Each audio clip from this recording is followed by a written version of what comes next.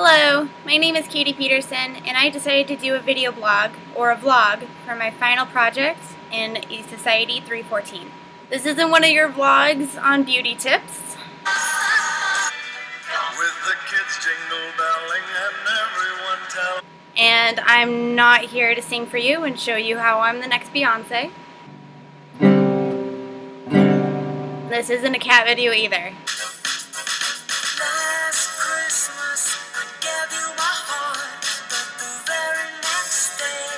No, this vlog is about my research project, and I chose to take a closer look at the implications of crowdsourcing used on social media. My thesis is that crowdsourcing on social network sites can have positive or negative outcomes for all involved depending on the tactics and ethical qualities by all those that play a role. First off, what is crowdsourcing? There have been many scholars and researchers who define crowdsourcing in their own way. Jeff Howe, a professor at Northeastern University in Boston and also an author, coined the term crowdsourcing in Wired magazine in 2006. In his article, The Rise of Crowdsourcing, Howe explains how billions of shared creations and ideas online have produced a new market for companies and organizations to tap into. His definition is the act of taking a task traditionally performed by an employee or contractor and outsourcing it to an undefined, generally large group of people in the form of an open call. In his article, he acknowledged both the positive and negative possibilities as well as the vast opportunities for companies and organizations that might use crowdsourcing. One example from my research that I found being very successful in utilizing the power of the crowd on social media were nonprofit organizations. A recent social networking event that gained global response through Facebook and Twitter was the ALS Ice Bucket Challenge. Celebrities, politicians, schools, high school football teams, and many more people recorded a video of themselves being dunked or splashed with ice-cold water. They would nominate their friends and family to either do the same or donate to the nonprofit organization ALS Association that fights for a cure for Lou Gehrig's disease. ALS was able to raise $70.2 million by August 2014, and 456,000 videos were uploaded to YouTube. Users on social media were the ones that helped broadcast the cause and challenge their followers and friends, while ALS was able to benefit from the mass crowdsourcing. It was fun, it was easy, it included peer pressure from people nominating others, and it created a healthy, positive reaction online on social medias. Another incredible example of how participatory development and crowdsourcing has been utilized by nonprofit organizations was what took place in Nepal in 2012. In Rachel Amtiz's article, Crowdsourcing from the Ground Up, How a New Generation of Nepali Nonprofits Use Social Media to Successfully Promote Its Initiatives, she shed light on how small groups have been able to look elsewhere for funding, and through the contributions on social media such as Facebook and Twitter, many small nonprofit bodies have been able to better their communities with gardens, public transportation map applications, international art festivals, and begin developing schools. Many of these groups use crowdfunding sites such as Kickstarter, Indiegogo, and Goodmaker to create a manageable profile for their initiatives while also creating pages on Facebook and Twitter to reach others they would not have been able to without social network sites.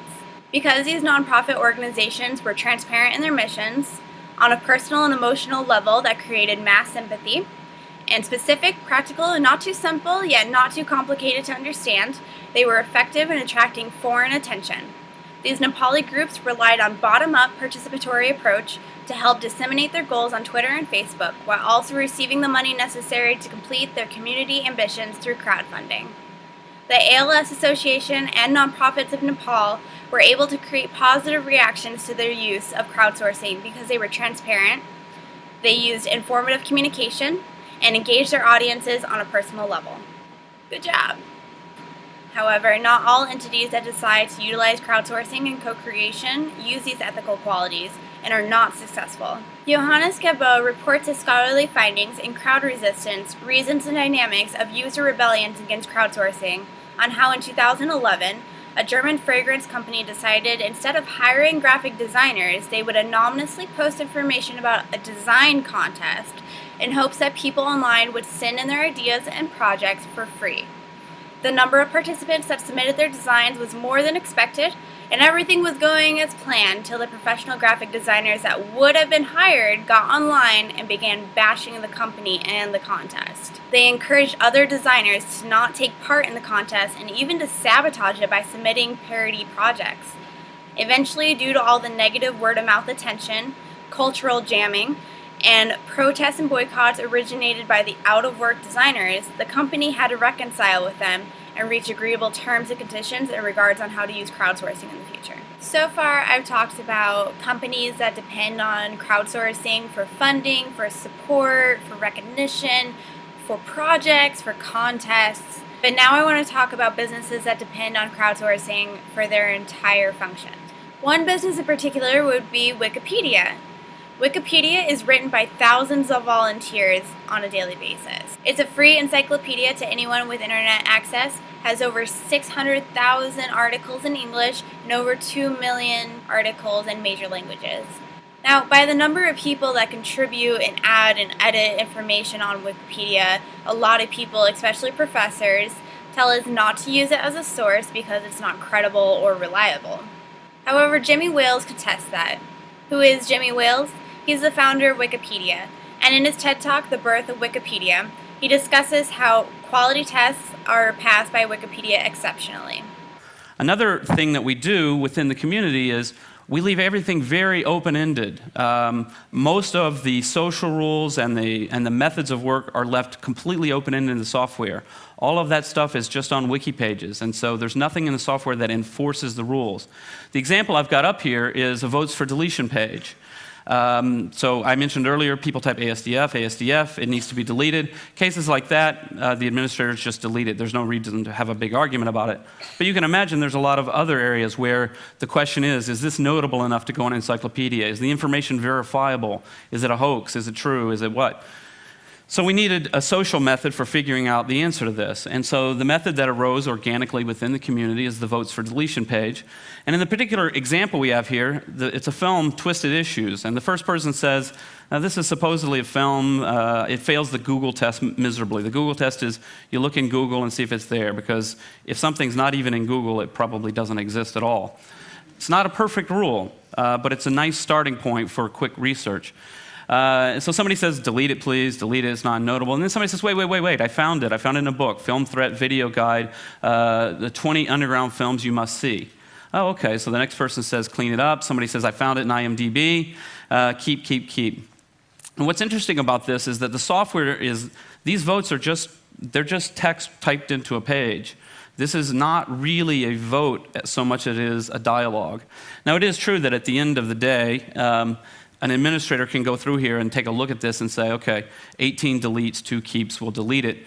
But in other cases, this could be 18 deletes and 2 keeps, and we would keep it, because if those last 2 keeps say, wait a minute, nobody else saw this, but I found it in a book, and I found a link to a page that describes it, and I'm going to clean it up tomorrow, so please don't delete it, then it would survive. And it also matters who the people are who are voting.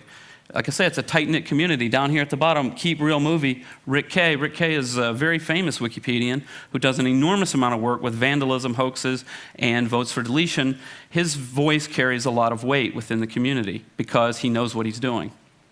Wikipedia is done mainly on crowdsourcing, and there has been some controversy in regards to intellectual property, free work labor, and compensation. Even though there are some people that contribute to Wikipedia and feel it's unfair that they're not compensated for their time and their labor, Wikipedia is based on a free licensing policy, where any information, all information can be used by anyone at any time. Another interesting organization is CAPTCHA, which originally started as a security measure to counteract hackers. It's where there's a little box at the end of like a purchase, and you type in some squiggly little words in a little tiny picture, and you press enter, and the computer authenticates that you are a human and not a computer robot come to destroy the world. Louis Van Ahn was the original inventor, and he decided later on, after Google bought CAPTCHA, to reinvent CAPTCHA to help to digitize books. Only 50% of books are able to be digitized based on computer scanning. So reCAPTCHA is the same concept where you have a little tiny box at the end of your purchase, and you have a little picture of 2 squiggly words now. You type in both 2 words, and the first word is usually a word that the computer doesn't recognize, wasn't scanned correctly from a digital book. and the second word is a word that the computer recognizes and can verify that you are typing it in and you are a human. And then you press enter. On a daily basis, over 100 million words are being digitized, and it's all thanks to crowdsourcing. Even though CAPTCHA and reCAPTCHA didn't use too much transparency with their users, pros weigh out the cons, and this is an exceptional example where there isn't a rebellion or resistance against the use of crowdsourcing. Crowdsourcing can be beneficial and successful for all those involved if used fairly and ethically. It's important for companies and organizations to be transparent in their missions and intentions, communicate with their audiences and users in an engaging and non-patronizing way, be fair in regulating international property and rights, and give back to those that gave to you. Many corporations, just like that of the German perfume company in 2011, have felt backlash and resistance from people on social media that felt exploited. Even though these companies have the power to decide how they conduct their business, they are at the mercy of the crowd. Perhaps if corporate businesses took a look at what makes nonprofit organizations such as ALS and groups in Nepal so successful, they might learn a thing or two on how to engage people in an efficient manner on social network sites.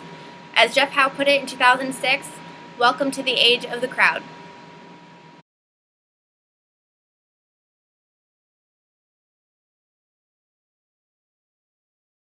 And many more people recorded a video of themselves being dunked or splashed with ice-cold water. They were nominated